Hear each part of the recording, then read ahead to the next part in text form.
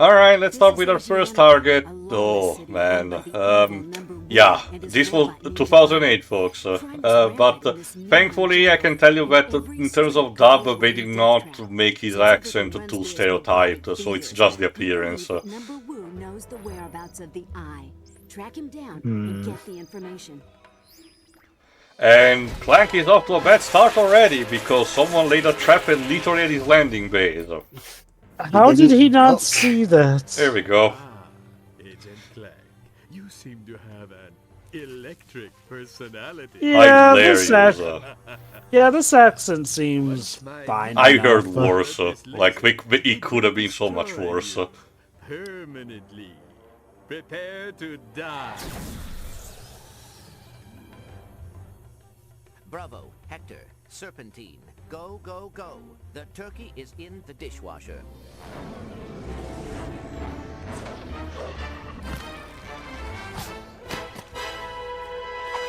Anyway, do you want another gameplay style? Because you're getting one with the gadget bots. Thankfully, it's not just puzzle solving, but, like in the other games, but instead, it's, as you can see there, you're actually controlling all three at the same time. You switch between each one of them, and you have the command follow, wait, attack, and, if I recall correctly, use device. Stuff like that. The AI controlling the other two when they follow you around is good enough so you don't get soft locked, thankfully. And you need to activate the different machines in order to, there you go, proceed forward. Like electrifying yourself to activate a cable, stuff like that. It's really fun, fun times in terms of puzzle solving. These two do get variants. But, like I said, I will still showcase only the first case, because I argue even for puzzle theming, even the others are not particularly interesting to show. And yes, you can do the Gooba Tower maneuver. So now the gadget bots are free thinkers who chomp cigars by the looks of it. No, they have headsets of their own. Oh, okay. It's just like, the placement of the brown bit makes it look like there's cigars that they're No, it's just the mic. That being said, this is the first time the gadget bots have been able to think for themselves, basically. Which reinforces the whole thing about this being, an in-universe episode.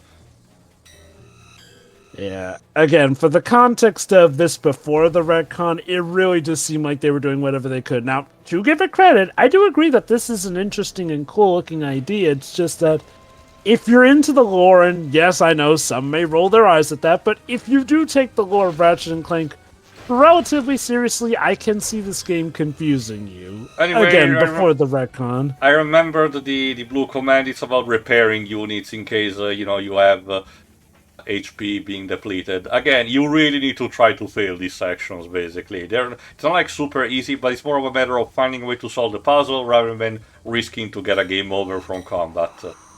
Yeah, it seems simple enough. So, in regards to the retcon... There's your reference. Sorry, I missed it. What was it? Clank saying, do you expect me to talk? Yeah. So... but that's only half the reference, though. It has to be complete. It's like, no, Mr. Clank, I expect you to die.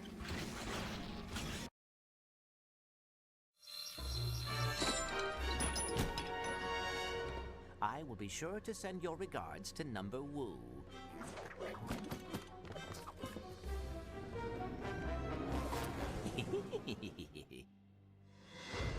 Anyway, apparently Number Who does not check what he's stepping in, because apparently Clank is able to follow his footsteps. Oops. Like he's a Scooby-Doo villain, Christ. Again, you get different variations of the Gadgetbot section if you want. I forgot that I was showcasing all of these. Well, whatever. Future ones will skip. I think also because these ones tends to be on the shorter side. Yeah, I might as well talk about this. You may have noticed that so far the game has been paced fairly well, and even, the Clank sections tend to be the ones that are more meaty towards what they tend to do. As the game goes on, everything, and I mean everything, will start becoming longer and longer and longer, to the point of being of being very ridiculous. Some sections will go on for way longer than they need to, and again, you'll be wondering why, when they could have just made them relatively, paced like the rest of the game. Don't you see, Tio? Bigger is always better. Well, to be fair, it is in the spirit of the naming of this franchise. Yeah. But yeah, no, I do get what you mean, though. Like, while on paper one would think, hey, more game time is always a good time, that's not always the case, especially if sometimes a level will just drag on. Again, it will reach critical mass towards the end game, to the point where one section I outright had to speed up because there was nothing happening. What I do find weird is that goes against the mentality of a handheld game, at least in my experience. Like, well, the idea is that each section... Okay, here's the thing, Jova. The sections in themselves are long, but they are very segmented, as in, now you're doing the gadget bots, and it's taking its time, but as soon as it overs, you can just, plug off the PSP, and when you're reprised, you can go on with the next section. In that sense, if you notice, we also lack a couple of the sequences where the land ship, the Clank's airship, spaceship actually lands. That is because, again, you don't even have a planet selection of these. Instead, you have case files where you actually skim through what you have done up until this point. Again, you'll be able to see that properly in the extras part as a result, but it's more of a case where the game is clearly more streamlined to be almost a minigame collection that is connected via plot. So it sounds like almost no level really operates the same in gameplay, at least back to back. To be fair, no, it's just a matter of the fact that there are a lot of different gameplay styles that, really intersperse between each other. And again, as I said, it will reach critical mass towards the end game. You'll be able to see. We're still in an early enough of a game to actually, have things still be enjoyable, I argue. Yeah. Like, so far we've got our Clank stuff. We see that Ratchet is playable. And even in general, both the Ratchet and Clank section in general as a whole, I argue, they're perfectly fine to be played as a whole. Which, again, it's the constant thing that I keep saying towards these games. That even at their worst, they're still fun to play, most of it. Again, however, keep in mind, this game in particular, even more so that size matters, do not play it if you want to aim at completionism in towards the skill points. There are 60 plus in this game, as I hinted in the past, and some of them require you to play stages multiple times, at the very least 4 or 5 times, in order to get a specific combination that allows you to unlock the skill point. Like the aforementioned, like in the previous part, the whole rhythm game sequence, you have to play it for the story, but if you want the skill points, you have to once playing it completely straight, flawless, without a single error. Which again, for this version, it's doable with the cheating of the replay functionality. But and for the other, you have to play it again and do it almost perfect, but fail at the very last QTE. Like, just for the sake of it. Again, it's for the sake of the gag that Clank is performing this perfectly, but at the very last second fumbles over. I get the joke, but it's at the expense of actually the sanity of someone playing it. Again, imagine having to do this on the original hardware, on the PSP, without having needs, tricks, and, plus. With emulators, even you have save states if you want to, try to use those. But again, on the way the game intended it to be played, this is a nightmare if you want a completion. So the best, thing that I can tell you is that just play it in a more relaxing way, play it for the story, get to the end, and then go on your merry way. Hold X as Clank is jumping to let him glide. There is the high impact treehouse to explore if you want. You actually have to earn your right to get there, by the way, in this. It's not a case where you can just wait a night time code in order to access it. You actually have to unlock it properly in challenge mode. I will show you in the extras part. But if you don't particularly care about development interviews, you can just, again, play for the story, arrive at the end, and then move on. Again, it does seem like that type of game, yeah. Well, again, obviously that depends on what you do because, again, games like these for the PSP back then costed at least $40. I don't remember if back then they were also full price, like at 60 or at least 50, but I don't think so.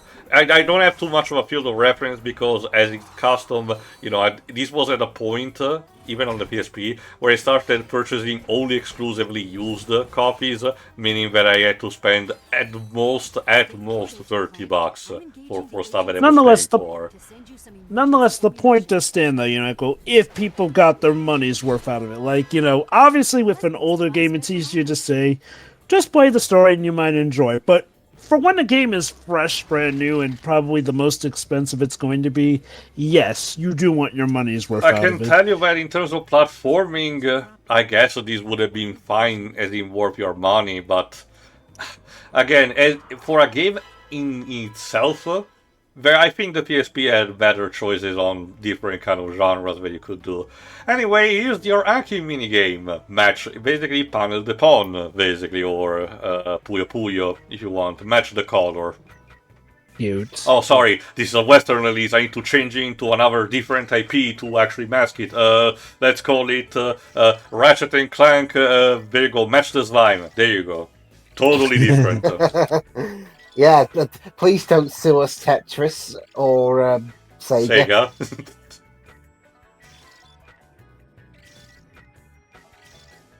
One thing I do wonder is regarding the rhythm game. Like, I have to wonder: wasn't the PSP kind of known for not being as adept with its frame rate at that time? Like so. A rhythm game. Remember, the PSP did have a port of the first Parappa the Rapper, but it was a bit clunky as a result. So I guess the rhythm game especially baffles me because unless they thought they had the secret sauce, I feel like doing a rhythm game for a system they thought of as it would become clear in the Treehouse section. These developers thought of the joke first and then everything later. Unless you're doing that for the writing, that does sound like that can be a recipe. Which for actually, disaster. that is a good segue. Let me check again if the writing is credited for this. I didn't check in advance, admittedly. Thankfully, you do have a couple of different takedown animation depending on the enemy size, so that's pretty cute. So, I'm aware that this is one of the black sheep, but what do fans usually cite as their issues with this game? Mostly the different way to reframe gameplay style and the fact that, much like I said, a lot of the sections tend to drag on for way longer than they need to. Also, another hacking game already. Well, Dang. remember, they introduced these tools, so they're basically making it at least a big gimmick for this one. The hacking will become a thing throughout most of the game, but this is where it's technically the most prevalent, because, it's the one where the tool is introduced. Zelda logic, Jova. Makes sense. I guess I just find it weird because, compared to the original Ratchet games, the hacking game would normally at least have more separation between. Though, to its credit, this is a PSP game, so in some cases things are going to be smaller, and that might as well include the interval between hacking game sessions. Anyway, Wikipedia doesn't tell me anything about who wrote the game, so I don't know if, other sites actually mention it, so... We might have a Thieves in Time situation where the writing was not credited at all.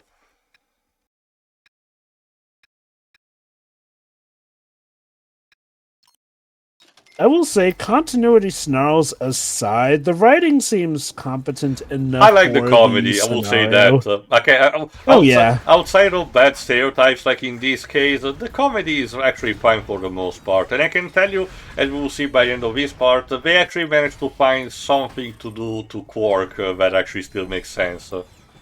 And the plot does feel more focused than size matters so far too. So kudos there. Yeah, it's just basically where size matters. Couldn't decide which story to have for the start, and then just try to solve that problem by just pretending the other one didn't happen. Whereas this one's pretty simple enough. Clank does secret agent shit, and Ratchet is trying to cope in prison. Hopefully without some of the more risque prison jokes. We'll get there, Glibs. It's not really easy for me to just sum it up, believe it or not. Oh no. Be still my beating heart. Anyway, I still get flashbacks to Joker 2. Yeah. Anyway, IMDb does not tell me anything about the game in terms of writing, so no clue either. How weird. It Yeah, doesn't I seem like know. something to be embarrassed by, I guess. Well, you have to remember, Joe, Stuff that just this was a happened. period of time where crediting actual key people in a couple of games was more considered an option more than anything. This is why, companies like Compile Heart have an habit of, just not doing it unless it's really, really something that is asked about. It feels weird knowing that this was in the 2000s and this was still an issue. End of 2000s to boot, so again 2008. Well, the reason Compile Heart does is because Idea Factory completely gives them no money to do much more of anything else. Anyway, you do get a skill point for this specific sequence alone if you manage to stealth kill all the ninjas, even without having to alert the alarm. Again, Whoa. because there are 60 plus skill points, a lot of them are literally, served you on a silver platter, not outright told you what you're supposed to do, but they give you enough of a hint to, make you wonder, should I do this? Meaning that you will get a decent amount of them by the end of the game, nonetheless. Thankfully, the trophy list for this, emulated version mercifully cuts down the amount of requirement that you do need to get the platinum to, I think, like 2025, which is very paltry compared to the total amount, so it's very doable. Again, the good news is that most of Ratchet & Clank games do have a relatively easy to do trophy list if you actually care enough.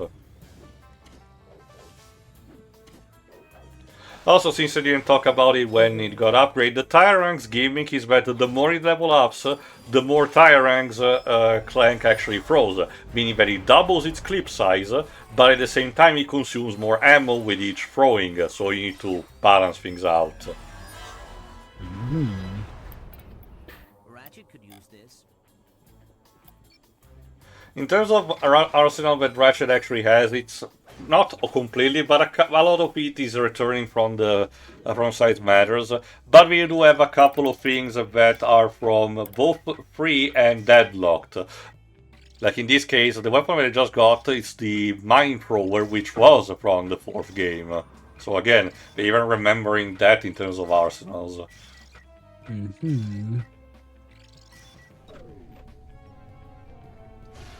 By the way, you don't get to fight Number Who. Instead, you have just another horde of ninjas and the red guy in the middle. Number Who is just standing behind and is gonna be defeated in a cutscene. Lame. Oh boy, my favorite. It's Well, weird because there are I guess some that's boss kind fights of- in this game, but I guess they have no idea what to do with him. That's kind of on par with James quite Bond. a few Bond films. Not all of them, because there are a few where Bond does actively, physically fight the villain. But for the most part, the villain just kind of tends to either defeat himself or Bond just Up at the moment. Bond just does that. I can't let my minions see me like this. Well, if you tell me the whereabouts of the eye, perhaps I can be persuaded to let you go. Fine. I was told to send it to Countess Ivana Ladabolts on Glaciara. I see. Thank you for the information. I thought you were going to let me go. I lie. Also, yeah, now watch these lives. So I opted not to. It's even worse than lives. Just look at this. Wait, you could have just Agent Clank. broken out yourself. Why did he bother telling And you? Clank allows Number Who to literally bomb himself over. Meanwhile, let's Well, I see mean, what he's Qwark evil is to- up to.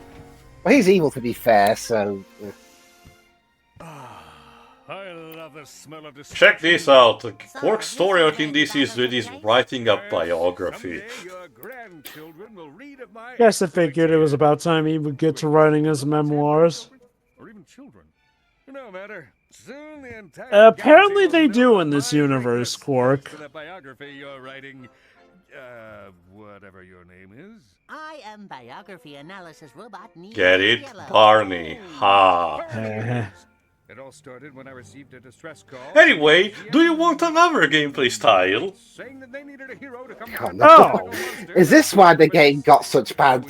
Is get such mention flack Just from use people? that Multiple clip. gameplay styles. Just use that clip from Cadicarus to Immortal Cortex. Jesus, have I played this game for Action 52? But anyway, the Qwark sections actually play up with this personality by being literally fantasy sequence. By him arriving surprisingly after Clank has done his job in the place, in this case Asyanica, and making up a story, and unfortunately you have to play up, no matter what kind of bullshit Qwark is doing. In this case, kaiju fight. Because why not? Yes, that's right. I have my patented ability to grow, unlike that Ultraman fellow. But you're shooting a lot of the building. Just ignore that, please. Don't worry. All in a hero's day's work. It's the evacuated under construction area from Power Rangers. But Yes. there's cars flying around everywhere, and I swear I can hear people screaming. It's all for great justice, Wibs. So, okay. And yeah, I know. I'm the guy that normally likes having the main twisting the main character so that they're actually doing villainous things, but I don't know, this seems a bit much. Mind you, you do get a skill point if you manage to actually win the fight without having to destroy too many buildings. So the game can take into account, rewarding you for that. Because yeah, it's Qwark just lying. Mm-hmm.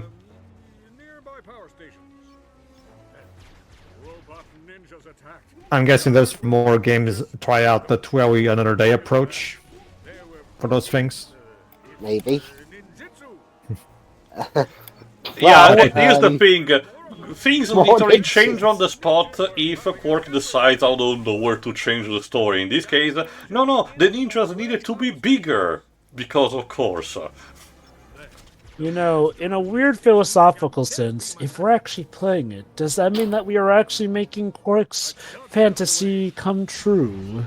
Not really. Especially also because, again, unlike Inside Matters, you do not get bolts from these missions in particular, so they are reinforcing ultimately the fact that they are fictional.